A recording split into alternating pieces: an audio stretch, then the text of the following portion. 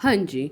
आज हम accounting equation के बारे में डिस्कस करेंगे। देखिए, अभी तक हमने पीछे थोड़ी सी भूमिका बनाई लास्ट क्लासेस में, जिसमें हमने डिस्कस किया कि एसेट्स क्या होती हैं, लाइबिलिटीज़ क्या होती हैं, कैपिटल क्या होती हैं। एक बार दोबारा से थोड़ा सा रिवाइज करेंगे। बहुत सारे टर्मिनोलॉजीज़, कुछ शब्दावली जो हमने डिस्कस की थी, वो अकाउंटिंग इक्वेशन करने में, समझने में हमारी मदद करती है।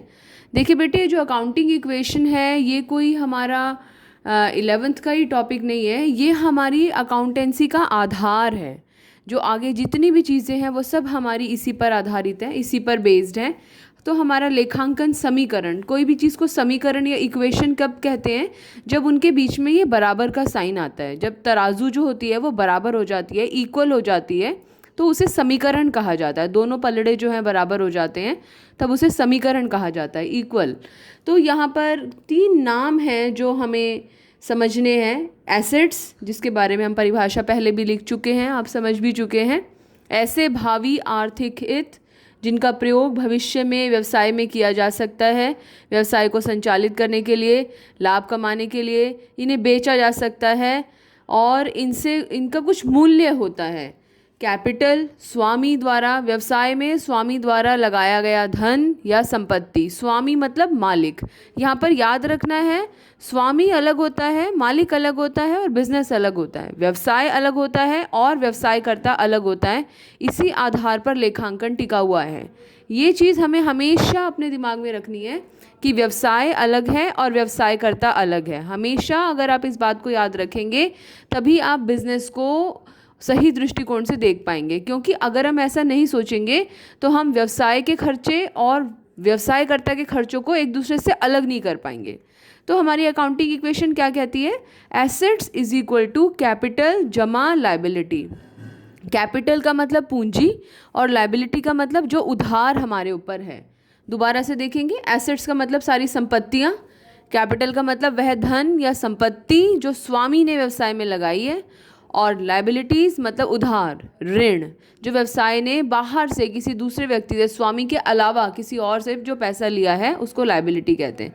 स्वामी से जो पैसा लिया या संपत्ति ली उसको कैपिटल, स्वामी के अलावा किसी और से पैसा या संपत्ति ली तो उसको बोला जाता है लाइबिलिटीज़। ये नोट डाउन कर लीजिएगा लेखांकन समीकरण की परिभाषा, और एक एक की हम चीज़ यहाँ पर क्लैरिफिकेशन लेते चलते हैं। एसेट्स में कुछ नाम हैं जिन्हें हम आगे और जोड़ते चले जाएंगे, ऐड करते जाएंगे। ये नाम साथ साथ समझते भी जाइएगा। कैश, कैश मतलब जैसे नोट है, करेंसी है जो हमारे पास मौजूद है, या पेटीएम में हमारा पैसा है, या फिर बैंक में जो पैसा पड़ा हुआ है, ये सब हमारे लिए एसेट होता है।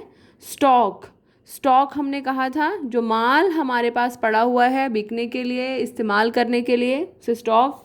फर्नीचर, हम सभी जानते हैं फर्नीचर क्या होता है, टेबल, चेयर, अलमारी, इस तरह की चीज़ें। आप अपने संस्था में आप देख सकते हैं क्या क्या चीज़ें हैं जो फर्नीचर है, जो आप जिसको आप बेच सकते हैं, खरीद सकते हैं, प्रयोग कर सकते हैं।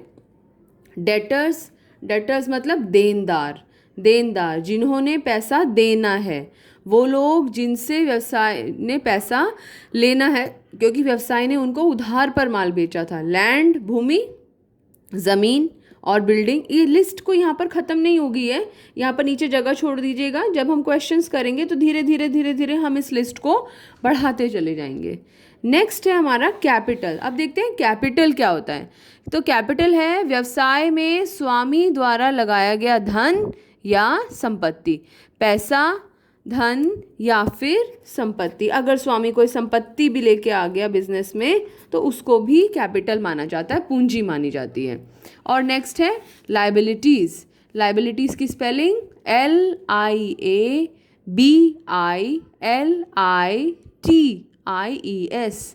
दोबारा रिपीट कर रहे हैं, LIABILITIES, liabilities.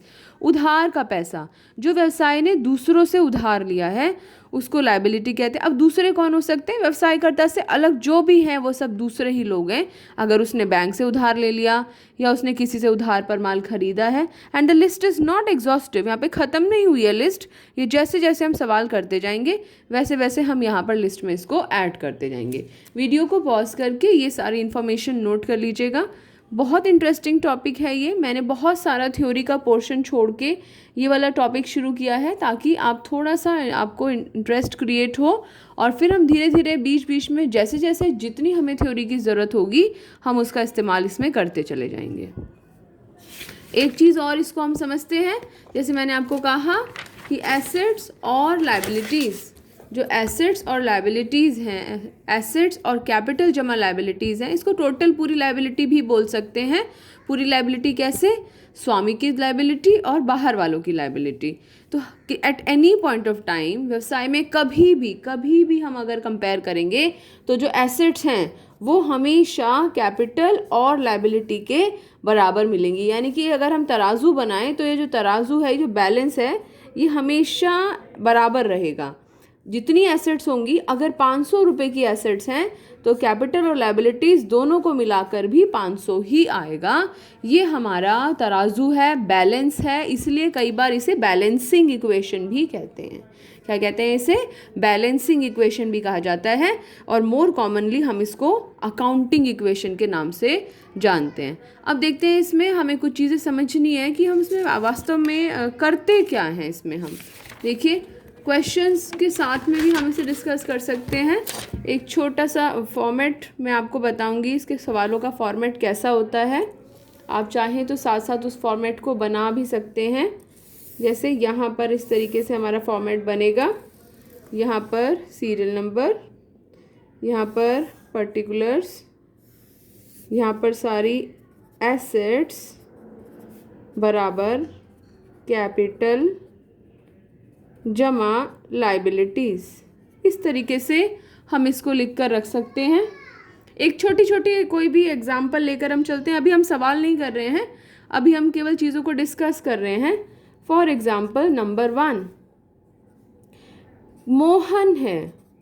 Mohan started business with cash ₹50,000। मानकर चलिए यदि वो 50,000 रुपये बिजनेस में लेकर आया। आपको हर ट्रांजैक्शन में जो भी मैं ट्रांजैक्शन बोलूँगी आप उसमें ये पहचान करने की कोशिश कीजिएगा कि वो एसेट है या वो कैपिटल है, वो लायबिलिटी है। वो इन तीनों में चीज़ों में बढ़ जाएगा। 3 में से 2 में आप उसको आसानी से क्लासीफाई, जैसे बिजनेस को शुरू करने के लिए वो कैश लेके आया। बिजनेस को शुरू करने के लिए जो पैसा लेकर आता है, बिजनेस को शुरू करने के लिए, व्यवसाय को शुरू करने के लिए, व्यवसाय को चलाने के लिए जो धन या संपत्ति लाते हैं उसको क्या बोलते हैं? वेरी गुड, क्या बोलते हैं उसको?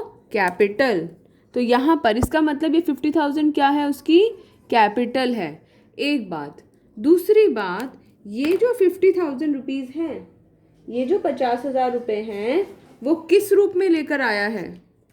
किस रूप में लेके आया है वो? ये 50,000 रुपये कैश के रूप में। कैसे लेकर आया है?